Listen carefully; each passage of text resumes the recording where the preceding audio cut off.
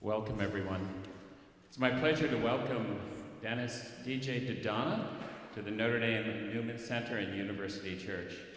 Currently, DJ serves as senior lecturer in entrepreneurship at Harvard School of Business, from which he graduated with an MA in 2010. Leaving Harvard, DJ co-founded the Entrepreneurial Finance Lab, a fintech-for-profit social enterprise. In a 2013 New York Times article on the venture, DJ states that he was recruited from HBS to be the greedy capitalist. That's a joke. As Chief Operating Officer and Chief Sales Officer, he was responsible to sell banks on this new approach for measuring loan risk among poor people in undercapitalized areas.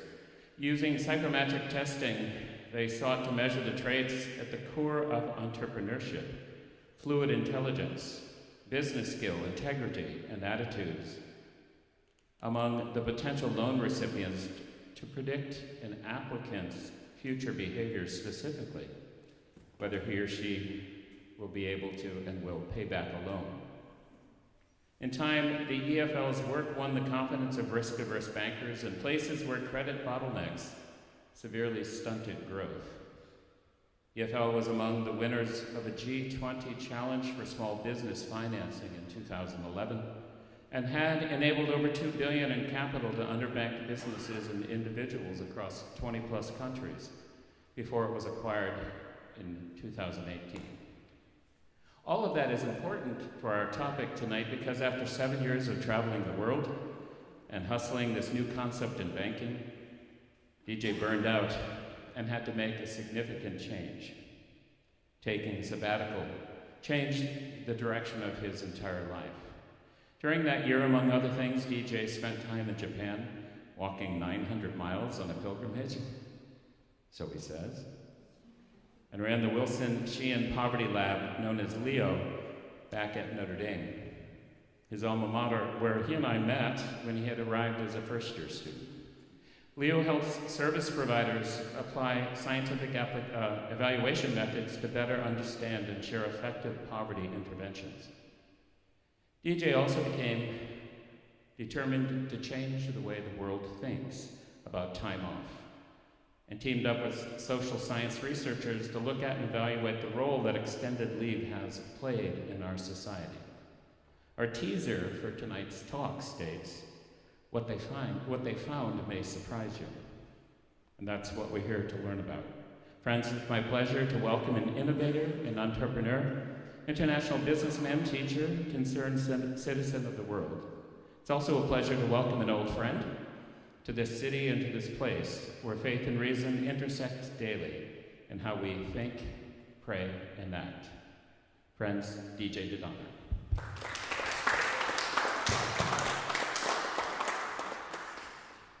Thanks so much, Father Gary.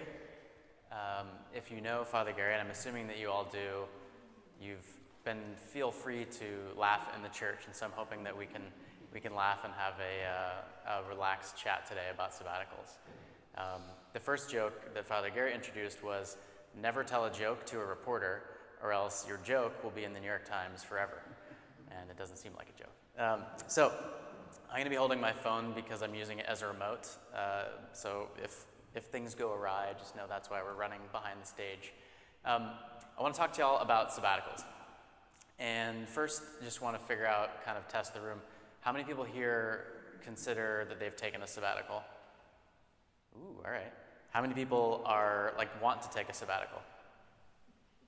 Okay, and the rest are just heckling me, I'm assuming. I can move around? Okay, cool.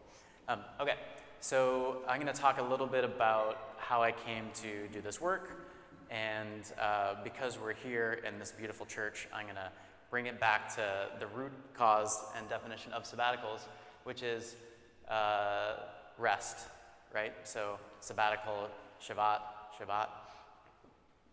You don't have to read this. I know it's small. I'll read it to you. From Genesis, on the seventh day, God ended his work which he had made, and he rested on the seventh day from all the work which he had made. And God blessed the seventh day and sanctified it. Also, if you're familiar with the concept of Shemitah, so resting every 7 years, letting the fields lie fallow. From Leviticus, when you come to the land I'm giving you, the land must be given a rest period, a Sabbath to God. For 6 years you may plant your fields, prune your vineyards, and harvest your crops, but the 7th year is a Sabbath of Sabbaths for the land. It's God's Sabbath, during which you may not plant your fields, not prune your vineyards. Do not harvest your crops that grow on their own, and do not gather the grapes on your unpruned vines, since it is the year of rest for the land.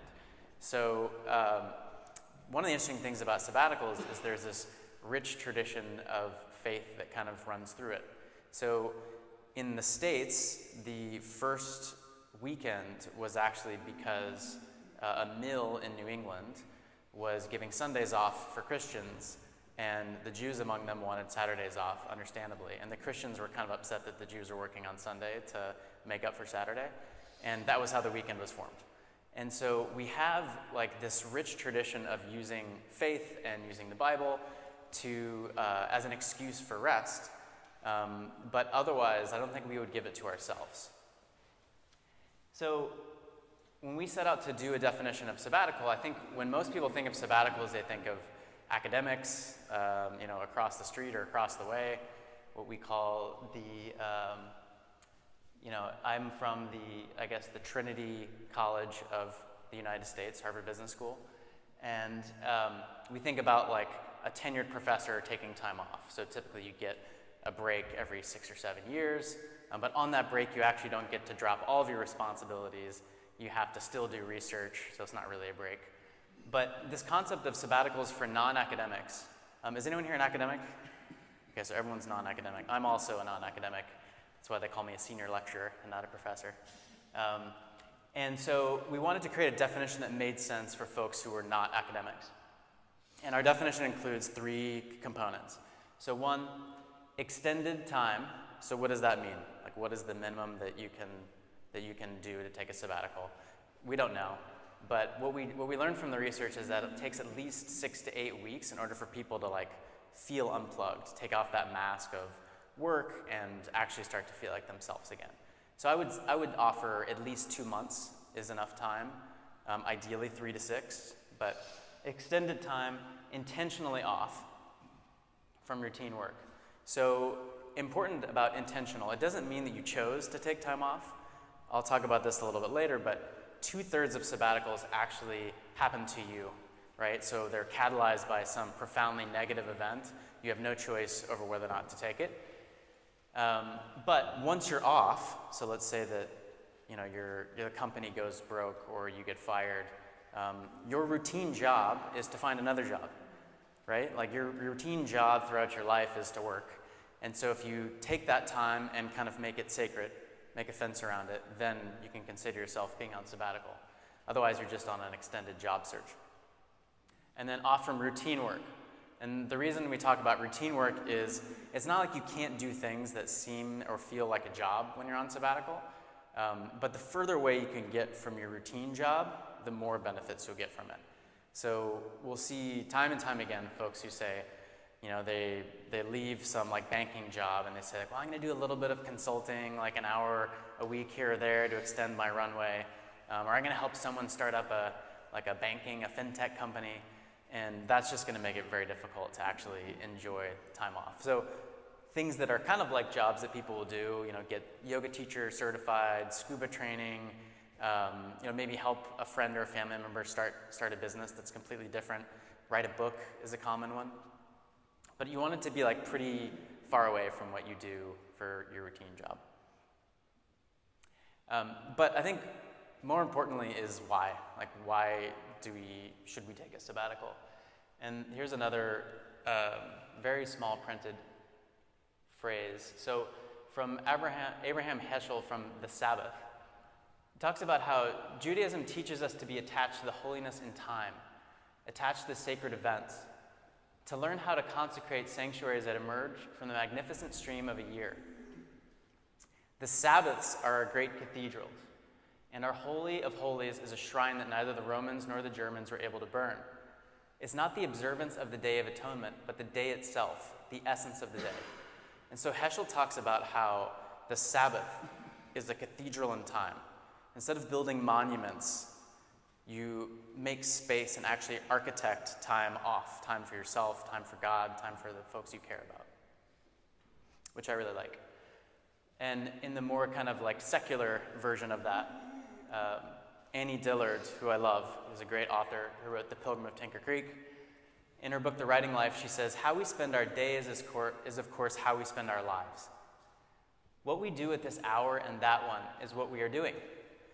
A schedule defends from chaos and whim. It's a net for catching days. So just to pause on this, how we spend our days is of course how we spend our lives. We get caught up in kind of like the day-to-day, and then you look back and realize that like you didn't really make a lot of choices as to what you wanted to do. To continue. A schedule. It's a scaffolding on which a worker can stand and labor with both hands at sections of time. A schedule is a mock-up of reason and order, willed, faked, and so brought into being. It is a peace and a haven set into the wreck of time. It is a lifeboat on which you find yourself decades later still living. I think that's important, and we'll talk a little bit about that in the rest of the presentation. Is your schedule something that kind of like allows you to get something done? Is it something that saves you? And or is it something that you end up kind of stranded on and you spend your entire life on this lifeboat as opposed to charting your own path? That's at least how I read it. So a couple of the things that we learned when we did the research, and I'll talk about the antecedent to it, but essentially I spent a couple years chatting to people from all over the world, all different ages, to figure out why they took their sabbatical, what happened on their sabbatical, what happened when they came back. And a couple things were surprising, at least to me. I wasn't an academic. I had had this sabbatical experience, which I'll talk about. But the interesting thing was having this personal experience, wanting to know if other people shared that experience, who got to take time off, and then being able to connect it with the academic literature around what happens in people's lives and identity and growth and all that fun stuff. I'd never studied any of it. So one of the things that we found, and one of the reasons for a sabbatical, is the super majority of people, when I was kind of warming them up to talk about their sabbaticals, they would mention how the way they worked and what they did had these deep, deep origins in their family and friends. So in the research, they call it family of origin. And it was either you orient yourself towards or away from what your parents did growing up, or you orient yourself towards or away from how your parents worked growing up. And so it's not necessarily, this is an interesting thing, I think, it's not necessarily what you choose to do for work. Like I, as Father Gary, read my bio, which I need to condense, I now realize. You can do something that is very positive, it can be your dream job, it can be doing good in the world, but it's the way that you work. It's not necessarily working in banking and you burn out from that, and working in nonprofit you don't burn out because it's so meaningful. It's the way you work that actually gets you to where you are. And so we found that people make these decisions very early on with how their family works, what their family does for a living. They make these decisions about what to study, what internships to get based on what the peers around them are doing and how they're acting. And then you kind of like stop and you look back and you say, wait a minute, I don't know if I actually made any of those decisions myself. I don't know if I was the driver here.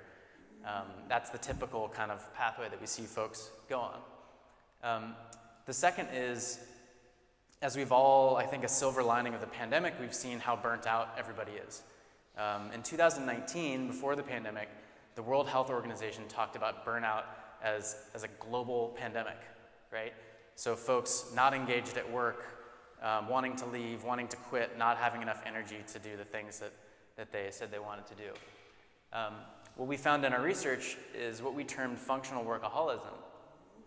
People don't know that they're burnt out. They don't know how burnt out they are. They don't know what the consequences of the way they work and how burnt out they are until they step away from it. So in these sabbaticals that are catalyzed by negative events, even if you sold your company or you had, like, your company has a sabbatical policy, it's not until you step back and you spend maybe 6 to 8 weeks away that you realize that the way you were working is separate from who you are. Most people kind of assume it's a condition of living and working. So people had like trigger fingers that wouldn't alleviate. They had like GI issues and ulcers, and no matter how many doctors they'd go to say, like, this is a stress issue, you need to not work as hard. Their attitudes were more like, I've like worked my way through it in the past, like it's fine. And they don't see that it's actually separate from themselves as people. So my take on why sabbaticals is, as I said on the slide at the beginning, is regret insurance. Like, you want to live a life that you don't regret. You don't want to look back and regret your life. And we have a lot of evidence and research on what people typically regret in their lives. I call on three normally. One is a palliative care nurse from Australia, Bronnie Ware. Has anyone heard of Bronnie Ware? So she wrote this book. She spent like, I think 25 years as a palliative care nurse working with folks on their deathbeds. And she wrote a blog post about the 5 most common regrets of the dying that went totally viral, and then it became a best-selling book. So I'm going to read those to you right now. Number 1, I'd wish I had let myself be happier. Number 2, I wish I had stayed in touch with my friends. Number 3, I wish I'd had the courage to express my feelings. Number 4, I wish I hadn't worked so hard. And number 5, I wish I'd had the courage to live a life true to myself, not the life others expected of me. So that was the number 1 regret that everybody said, right? So I wish I'd had the courage to live a life true to myself, not the life others expected of me. So kind of sound familiar to that like functional workaholism and family of origin? So everyone has paper and pencil, hopefully. What I want you to do is just spend a minute or two. If you were on your deathbed tomorrow, what regrets would you have around, what regrets would you have in general? But if you need more specificity, how you work, how you spend your time, what you choose to do differently.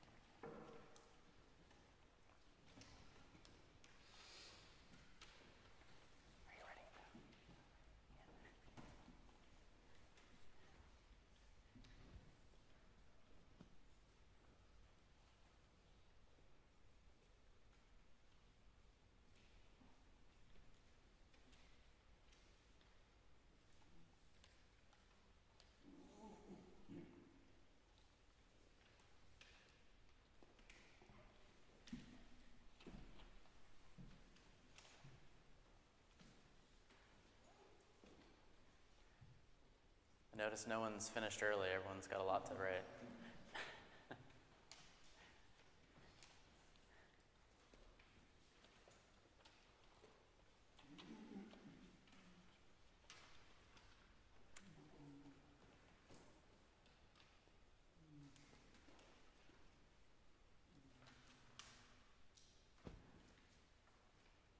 So now what I want to ask you to do, and I always hate it when people ask me to do this, but I'm going to ask you to do it, is find someone in your pew or row or nearby, and if you're willing, I want you to kind of spend 30 seconds talking about a couple of yours to the other person, switch.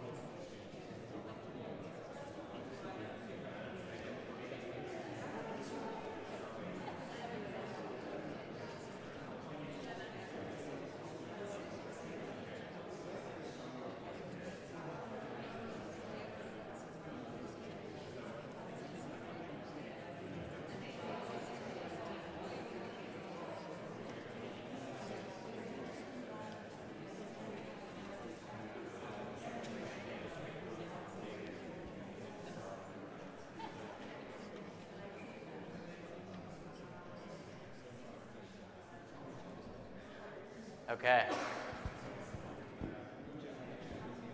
Is anyone, would anyone be so courageous as to share? How do you call this place to order, Father Gary? With like a bell or something? Okay, would anyone like to share? Just like a couple volunteers to share. All right. Okay, can we come back real quick? I love how everyone's excited to talk to new people. Okay. What was yours? All right, we have a spend more time with friends. Anyone else willing to share? Yeah. Do you have one you'd like to share? Yeah.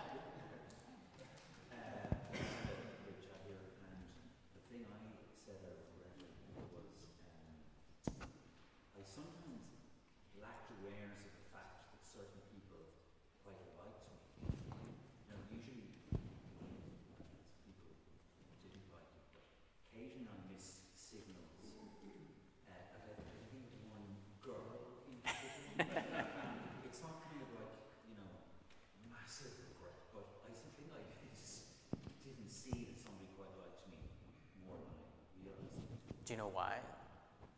Why you were unable to see it? I think I haven't analysed that, but that could be something like, oh, she never really liked me, you know, that kind of Yeah.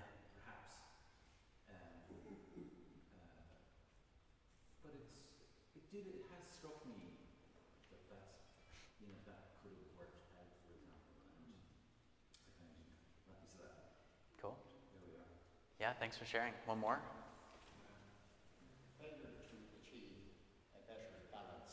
Between the actual work itself and time off social life and spiritual life. Because certainly a personal state, the spiritual life was pushed to one side. Yep. And it's only now I'm regretting it. Right. Yeah, so back to these themes, I guess, here.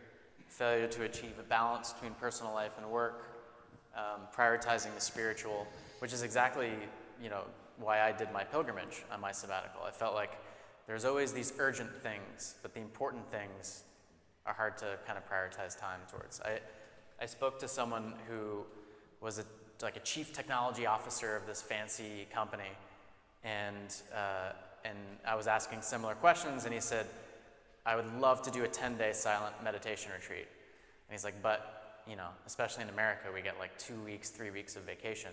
So I'm not going to spend 50 to 75% of my vacation by myself. There's no way I would be able to justify that to my wife. And so he'd never done it.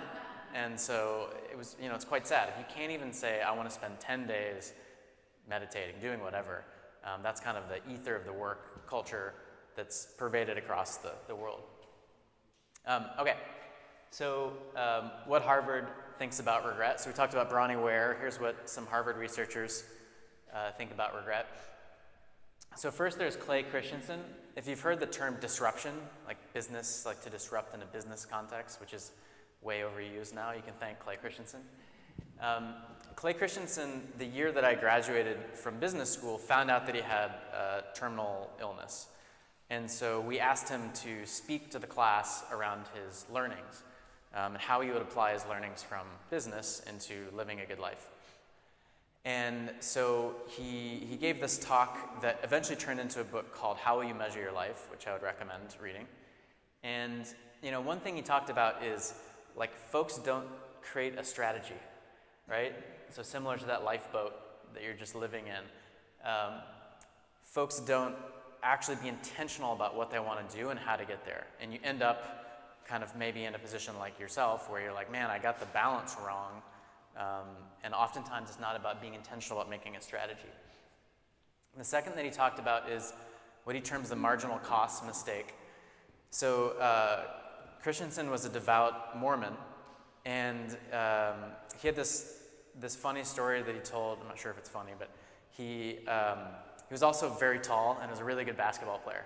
And so he was a Rhodes Scholar, so he was at Oxford. And partially because of him, they were in like the championships. I don't know what you would call them here or whatnot. They made it all the way to the finals, and the finals were on Sunday. And he's like, sorry team, can't play. Made a commitment. Sunday is dedicated to God. And everyone was like, this is the finals, you have to come. And he's like, can't do it. And they lost. And similarly, he made a commitment to his family on Saturdays. And so when he was a young consultant, it's Friday night, late, they're wrapping up, and his boss was like, all right, see you guys tomorrow bright and early. And he's like, actually, I don't work on Saturdays. Saturdays is my day for my family. And, the guy's flustered, like, what do you mean you don't work on Saturdays? And he's like, listen, I promise I'll do good work, but I don't work on Saturdays. And he's like, all right, Clay, but, I better see you here early on Sunday. And he's like, well, now might be a good time to mention that I also don't work on Sundays. Sundays are for God. And so, what Clay saw over and over again is that people will say, like, these are my values, but then they'll budge on them a little bit, and then it makes it even harder the next time. Like, well, are you going to budge this time, or are you not going to budge? Is it important enough? And so he talked about having a strategy and not making the mistake of not adhering to it, because then each time you have to make a decision, and there's marginal cost to doing so. And the last thing Clay talked about is beware of incentives. So he would see folks at the reunions for Harvard Business School 5, 10, 15 years, and what he noticed is that some of the folks who were the most successful in business were no longer showing up. And when he would reach out to those folks, typically he would hear the same thing over and over again, which is, like, I don't want to go, I'm embarrassed, like I'm on my XYZ number of wives, or my children won't talk to me, and everyone wants to talk about family stuff, and I feel ashamed. And what Clay chalked this up to was, it's very easy to see if you're doing a good job in business. You have like 360 feedback, you have monthly review sessions, quarterly, annual, you get raises, you get performance improvement plans, you get fired, you get promoted. It's very difficult to see if you're doing a good job at home with the family. So marginal costs, you miss one football game, soccer game, you miss one, whatever. It doesn't seem like a big deal, but over time, you attend to those incentives at work that are rewarding you and punishing you, as opposed to the ones with family. And then you can't kind of go back and heal those wounds from not being attuned to your family. So really being careful about like these incentives, about how you think about life. And then also there was the longest study on kind of like human development. It's called the Grant Study. It started at Harvard in 1942. A lot of famous people, including John F. Kennedy, were in the study. It was only among men and basically white men at that time, but they also did a study that they, in Boston. It was a more diverse study, so these results kind of held upon across both pools. But so they would get together and they would do all sorts of tests, blood tests, physical tests, emotional tests, interviews, deep interviews with folks, and figure out like what was correlated with people that were happy, with people that were successful. Was it health? Was it genes? Was it marriage? Was it success and job? And you'll see an article published about every 5 years in the Atlantic or so, but there's just one thing that led people to see if they were going to be happy and successful and healthy, and that's relationships. Friendships, family, prioritizing things like relationships, which again, back to Clay, is difficult to do because the incentives aren't so clear. But it's the one thing that predicts kind of happiness and success. So I tell you these two lenses just because I think that sabbaticals, obviously, can serve as a way to figure out what your priorities are, give you time to actually practice them, and give you the space to do some of them. So as Father Gary read, this was me before my sabbatical. I had all of the, I think, things that people would say are coordinated with success, and so the company was going really well. We had Harvard Business School cases written about us. I had bad quotes in the New York Times and all this stuff. And it was my dream company. We were doing good in the world, helping get loans and access to finance to folks that needed it in emerging markets. We had an amazing company culture. as like an American from the Midwest, I was getting to travel all over the world and visit all these cool, interesting places. But I was just absolutely depressed after like 7 years. Like I could not get out of bed. I had even worse facial hair than I have now. People were like, hey, listen, I think you should like shave. And it was really confusing because I feel like the narrative that I had always known is if you work in a job that you hate or it has really long hours, you'll burn out. But as long as you pursue your passion, then that's like the thing you should do, right? So what do you do when your passion is no longer satisfying you? And it really threw me into like a bit of an existential crisis of like, if this isn't making me happy, what will? So I did the only thing that I knew how to do, which was I took time off. So I talked to my co-founder. He was feeling similarly. We created a sabbatical policy in our company to give ourselves some time. We spent a year and a half hiring people that could sub in for us and kind of replace us. And then I spent 4 months on sabbatical. I walked a 6-week pilgrimage in Japan, where you visit 88 temples all around the island. The reason I did that was because I walked the last part of the Camino de Santiago, which was fantastic. It's a great kind of recipe for self-analysis and healing. And there's actually an article in the New York Times today about a famous actor that went on the Camino with his son, which is a pretty interesting read. He just wrote a memoir about it. But that's like the marquee event, right? That's like the thing you hear in a bio. What was really important to me was my mom was really sick, and I was traveling all over the place, and I was not able to be present for her. So I actually got to spend a couple months cooking meals for her, helping my dad around the house. I wrote my first song, and I performed it in like a open mic in New Zealand. I helped my cousins move. I built a deck and like learned how to remodel a kitchen. Like all these things that, are just kind of, were interesting to me, things I wanted to do, but there was never time for it, never like enough time to enjoy it or try it. I spent a lot of time outdoors. And I volunteered at this poverty research nonprofit that Father Gary mentioned, the Lab for Economic Opportunities. I was able to say to them, hey, listen, I've decided to take some time off. Is there anything I can do to help? As opposed to just being this person that comes in for board meetings or it gives time in little chunks. And they said, yeah, actually, why don't you come and run it? And so I left my company and I halfway moved to Notre Dame and ran this nonprofit long enough to figure out that I needed to find someone else to run it who was better than me. So I hired an employee who was amazing and has done amazing stuff. So all of these things, there's no way I could have done it with my regular life. And this period of 4 months of travel and kind of like a year total where I was doing a non-routine job is the densest set of memories of my entire life. If you think back to any part of your life, you're like, what'd you do during 4 months, 7 years ago? Probably pretty similar to what you were doing in and around. Maybe we might remember 3 years ago a little bit more poignantly, but everything kind of blends together. So I just created this really dense set of memories from my life. And I came out saying, I don't want to be the sabbatical guy necessarily, but I think something really important happened here. It's not just a long vacation where I feel refreshed and ready to go get it. It was a reorientation of my identity.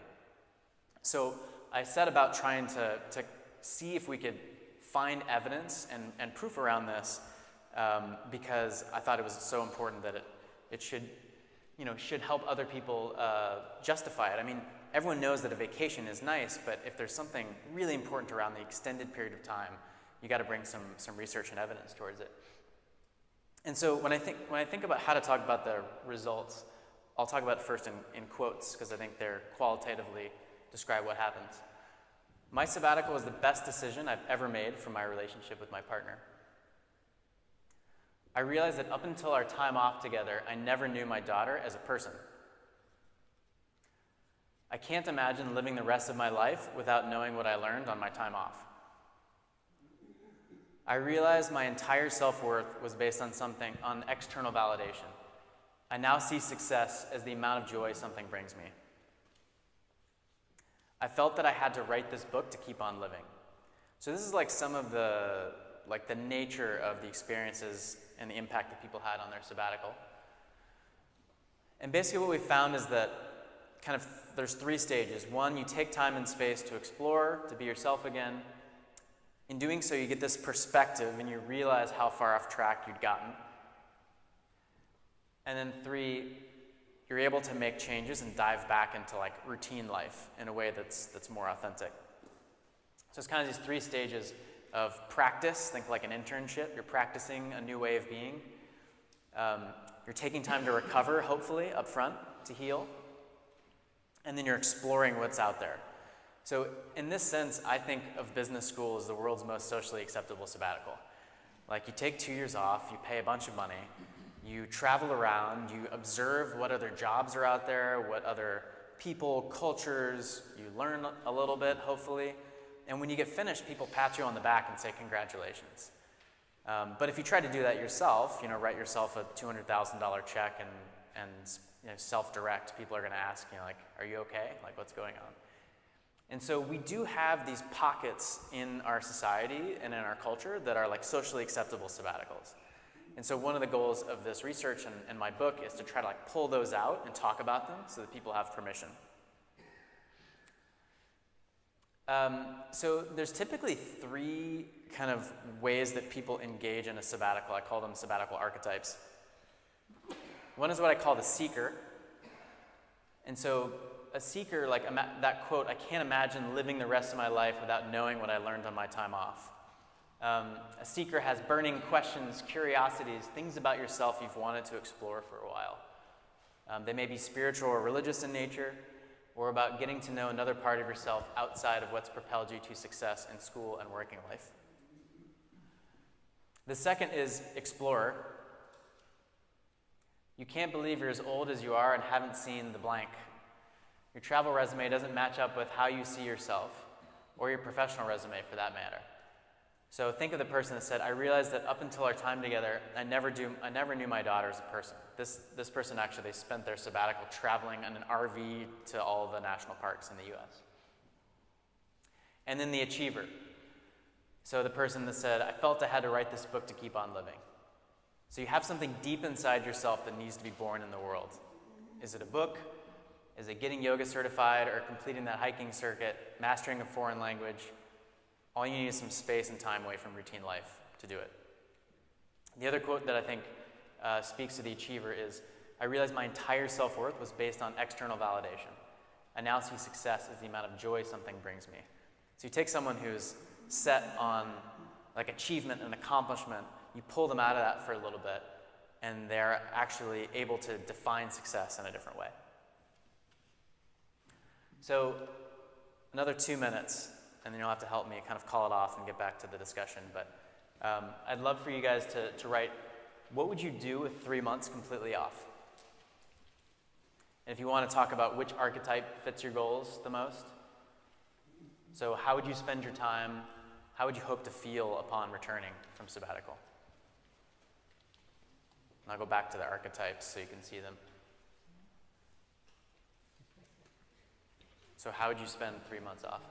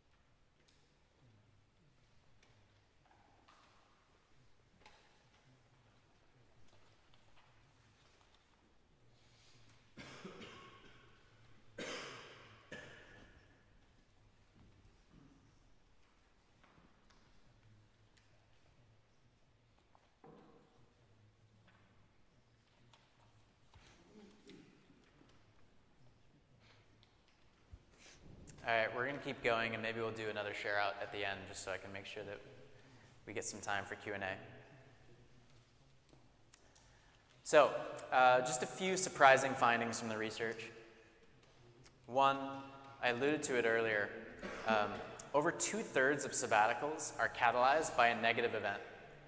So you think that you're going to plan to travel or to do the things you want to do, but at the end of the day, you wait until it's too late and something happens. Either a health crisis, a health scare of yourself or someone else. You get fired, your company goes bankrupt, potentially a global pandemic, who knows?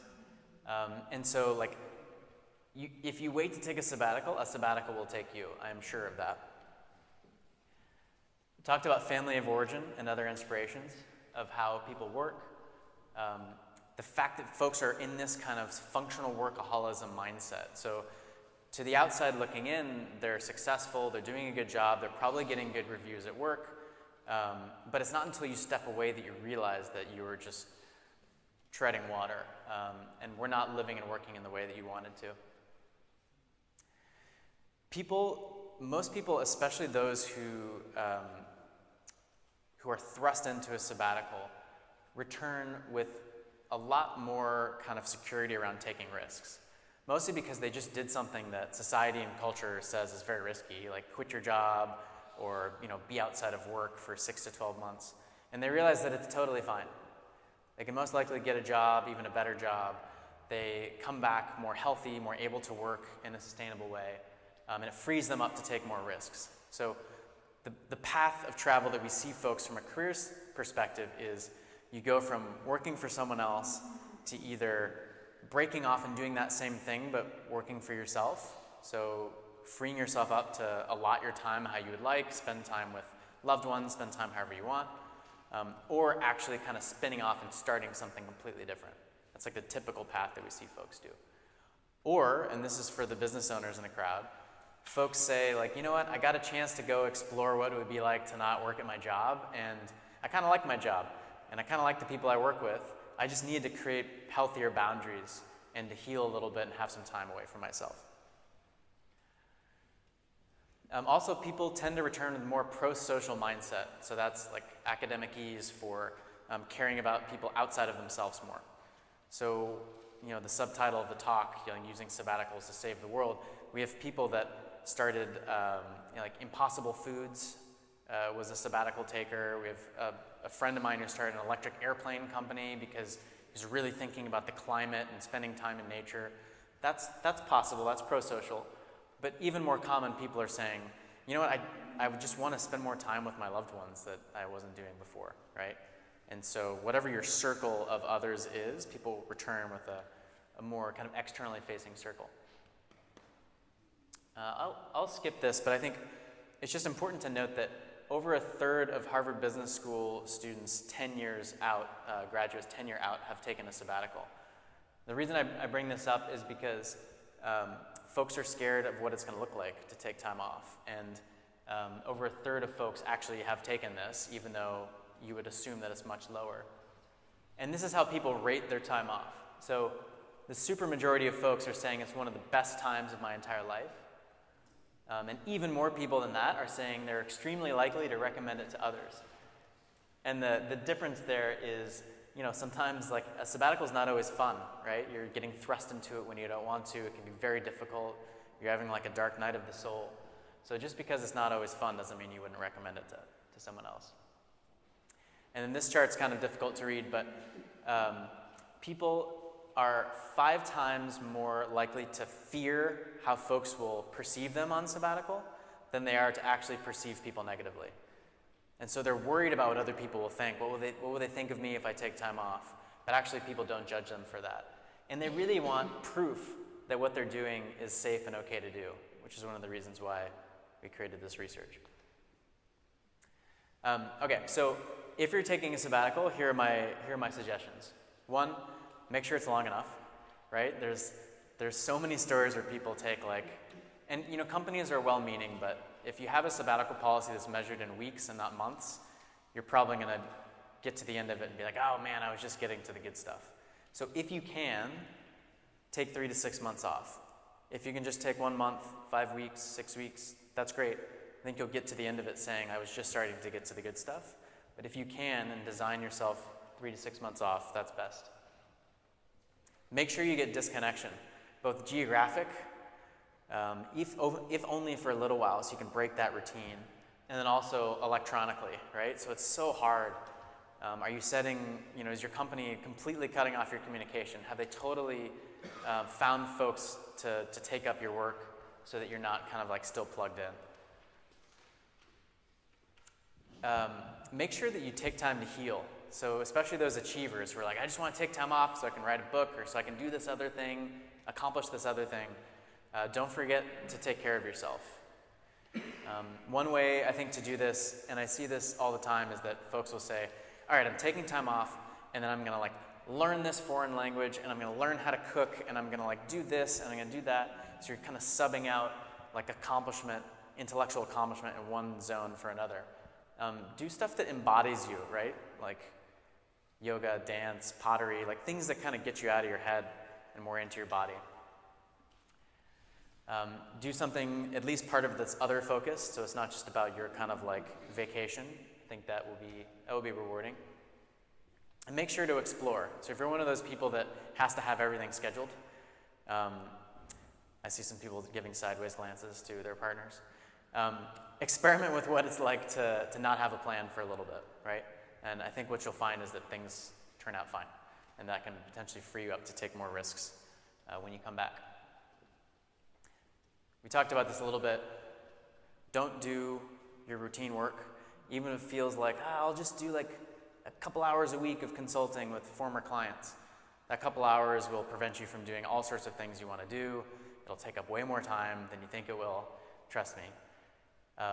You got to get out of that routine, because it's just really hard if you're trying to like be on sabbatical from 8 to 5 and then existing in everyone else's container. So to the extent that you can get out, if at least for a period of time, do that. Try not to jobify fun. And so folks will be like, okay, I'm going to do scuba certification, and then I'm going to do 1, and then level 2, and then level 3, and then I'm going to turn into this. Just try to do stuff that's fun, not that looks impressive, which is way more difficult for some folks than others. And then I wanted to just mention the fact that sabbaticals are a privilege. And there's significant barriers to entry. Here are the 3 main barriers to entry that we've seen. Cost, like how can I afford to do this, is the most obvious one. Optics, what will people think if I take time off? Responsibilities, how can I have a mortgage to pay, I've got a partner, I've got kids, there's no way that I can jet off and walk around some temples in Japan for 6 weeks. Everyone's sabbatical is different. The reason that I started the sabbatical project is to give optics cover to people so that they feel permission to take time off. We've seen that countries, cultures, companies that offer sabbatical policies enable people of all shapes and sizes and abilities to take time off. And so we have to value it, right? At least in the States, we're just now starting to get to the point where we're valuing parental leave even. A thing that, we were all babies, right? Whether or not we're choosing to have babies. And so if you can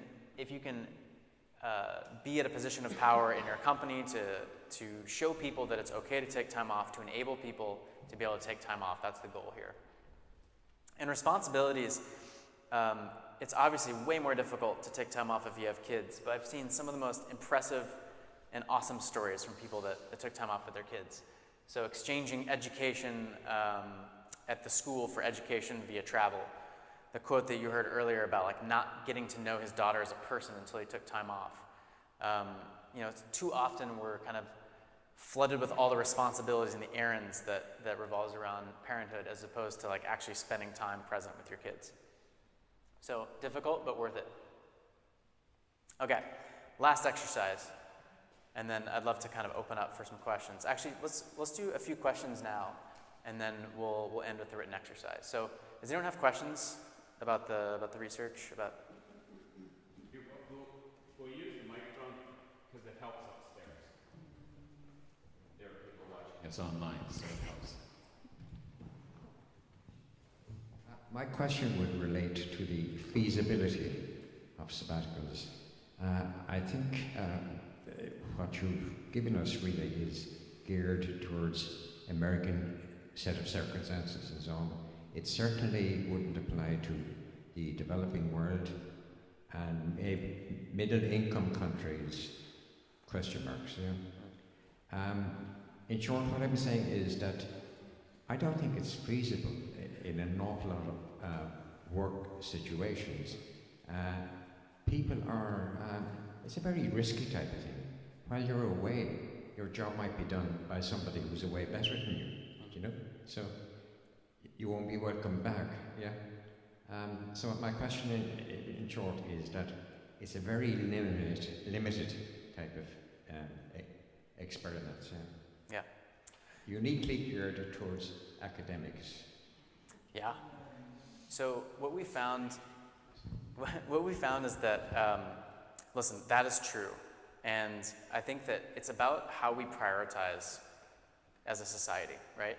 There's some countries that have, for example, Australia has long service leave. And so it's 6 months for every civil servant across the pay grade, right? Why is that the case? 6 months after 5 years, after 7 years, is because it took a long time to sail from the UK to Australia for the civil servants. And after they stopped having to sail, people were like, I'm not giving that up, right? In the same way that we have parental leave, like more and more countries are offering people parental leave, paid parental leave with benefits. The US is way behind. It's a thing that we've decided as a society is important, and then we build around it. Like no one at a company, it's not convenient for anyone to have someone leave to go on maternity leave or paternity leave. But it happens, and so the people at the company kind of pick up extra weight in order to enable that thing to happen inside the company. I would argue that sabbaticals can be, in that sense, more equitable, because anyone can take a sabbatical. Not anyone can or chooses to have kids, right? And obviously, parental leave is not fun and games. You're not getting to necessarily choose what you want to do. And so the point of this is showing that there are benefits to companies to actually doing it. It's not just sacrifices. So to your point, I think, which is viewing it from like a more of a scarcity mindset. It's like, what happens if I leave? They'll see that they can replace me easily. The flip side of that is, and we just heard this last week, someone left and they said, like, I'm quitting.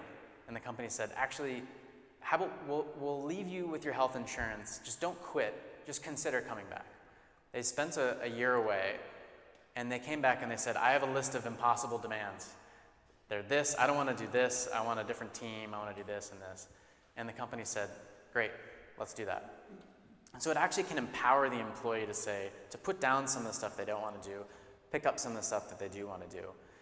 It requires more of a medium-term kind of value creation mindset from companies, which is quite at odds with where we are with capitalism right now. But I think what we've shown in some of the experiments is it can actually, people come back more creative. They can come back with more allegiance to the company because the company gave them that time off, as opposed to companies that let people all the way to burn out before they let them go. So I think there's a lot of building evidence around that this can be better for companies, individuals, and society. But right now, it's the early bleeding edge, just like it was before they had weekends, right? My understanding is that the idea of the 40-hour work week actually came from British munitions factory during World War II, where they wanted to see how far they could push folks, how many hours they could push folks to work, and that's where they dialed it back to 40 around that time. And so, the concept of the weekend's only been around 100 years, and we're experimenting, as you saw with remote work, with flexible work during the pandemic. So I think it's an era of experimentation, and I want to bring evidence to some of the claims and questions. Yeah.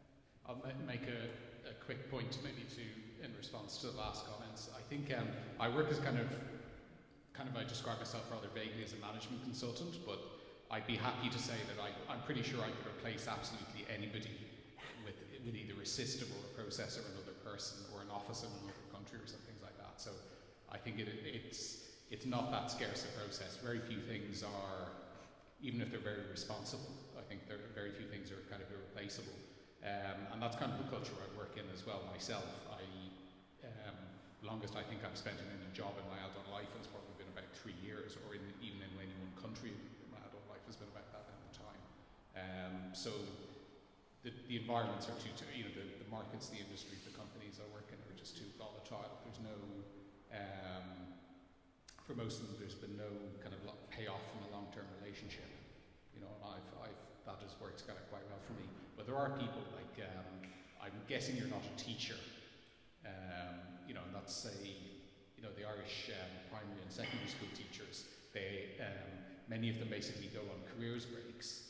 And I think our Taoiseach, our Prime Minister, Enda Kenny, who was in office until about 2016 or so, he in theory was still working as still a teacher on a career break, even though he'd been in Parliament nearly 40 years.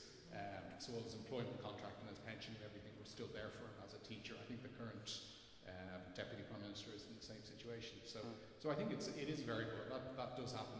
It's as common in middle-income countries, you know, in kind of emerging Asia, Indonesia, Turkey, places like that, as it could be anywhere else.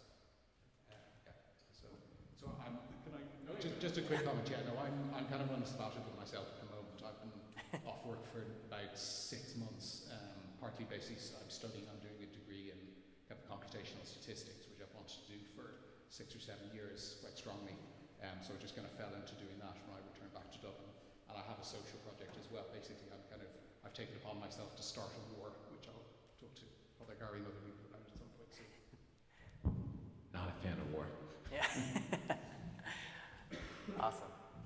Yeah. Any maybe one more question, and then we can talk some more. I'm willing to stay as long as y'all want to.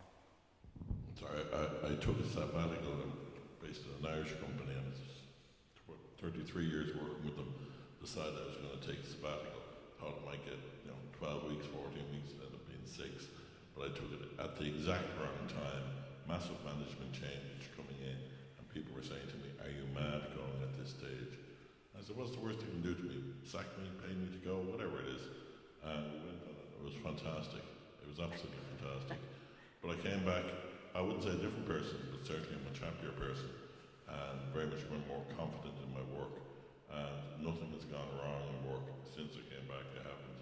And it's never gone against me. In fact, I'd say in many ways, people saw the value in me when I wasn't there, and other people had to make decisions that they didn't enjoy making.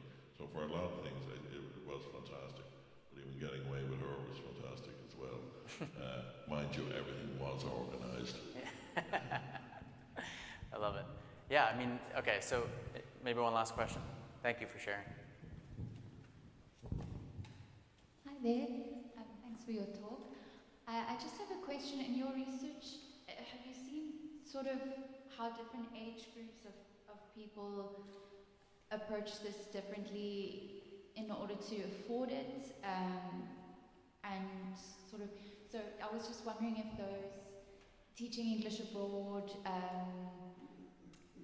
voluntourism type trips where you get your board and lodging at an orphanage but you working at the orphanage, things like that, is more what younger single people do, and that the different categories of people sort of approach the affordability and length and all of that differently. Yep. I'd just be interested to hear, because I'd love to do something like this myself, but I would not be able to sustain myself if I didn't have a salary each month.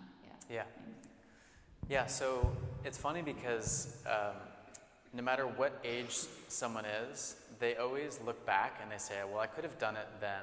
Like, I couldn't possibly do it now, but it was so much easier back then.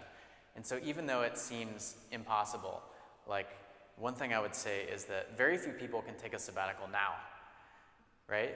But if you can plan ahead a few years and actually put some savings into place, like, it becomes more possible. And so if it's part of our cultural narrative around, like, oh, you're allowed to take time off at this time, you're allowed to take time off at this time, then we might have had like more savings and that sort of thing. So what I would encourage is absolutely, like, beg, borrow, and steal. Do anything you can to be able to take time off. So if it requires woofing, working on an organic farm for a little bit, great. If it requires teaching English in a foreign country, great.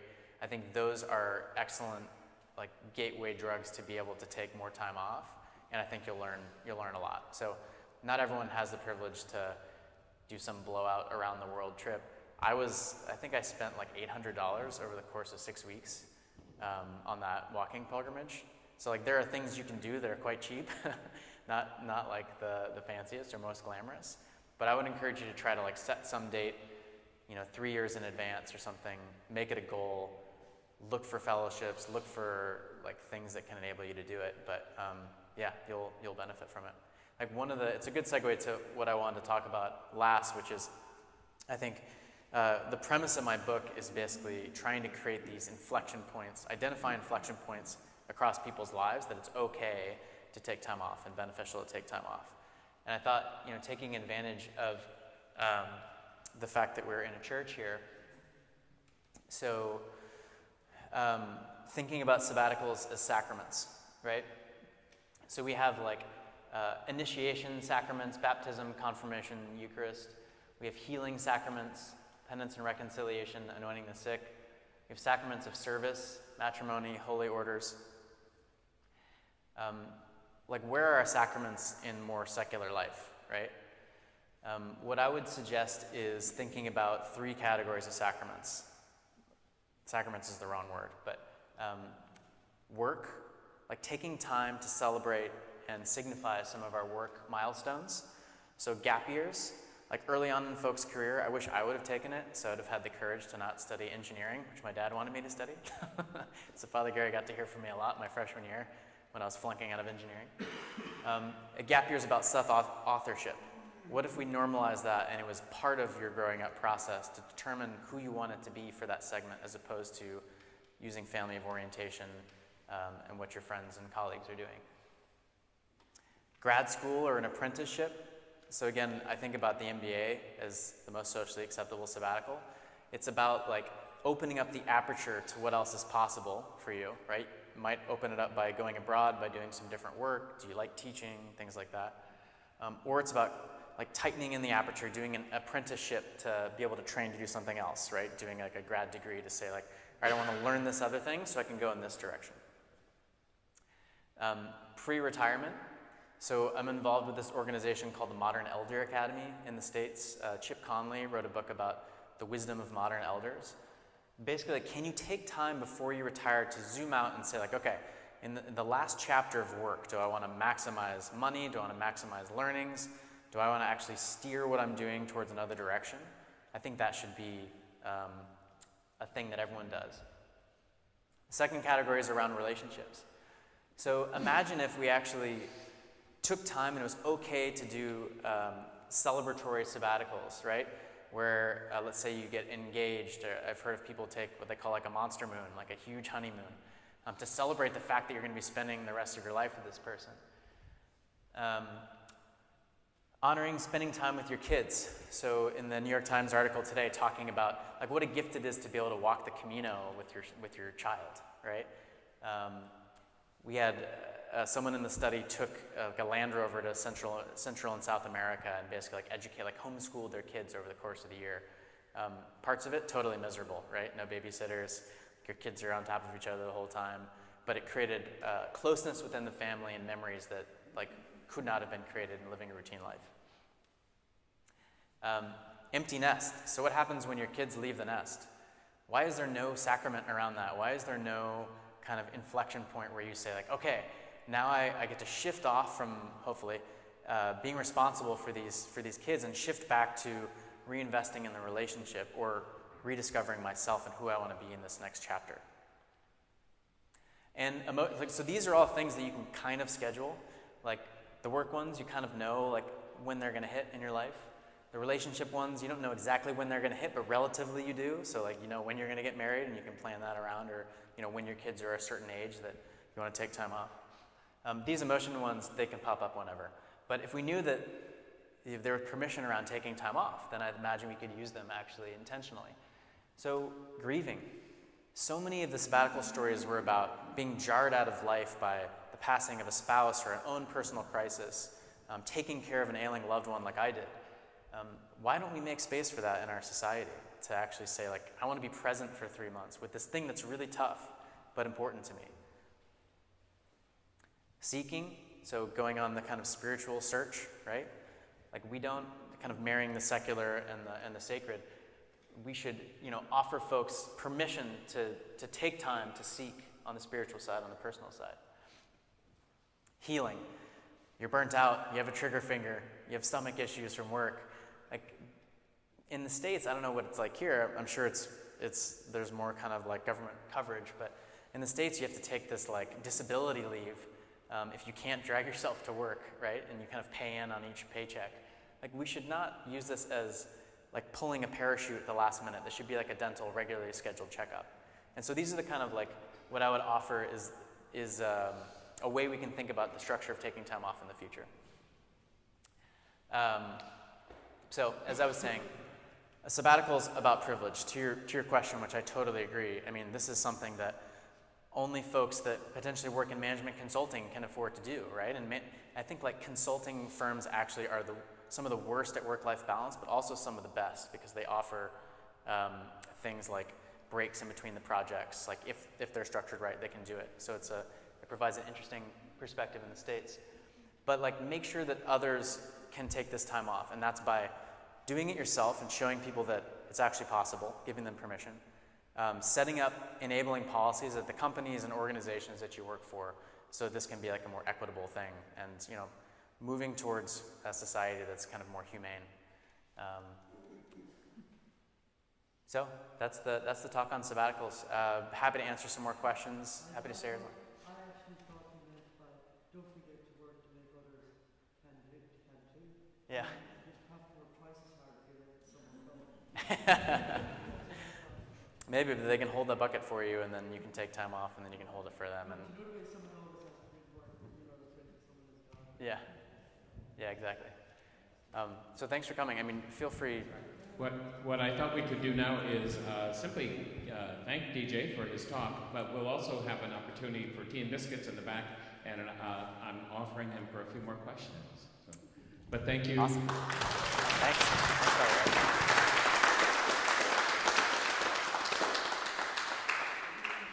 It is, for me, personally fascinating to see DJ do all of this and hear about his exploits. I did meet him when he was 18 years old. He did live across the hall from me.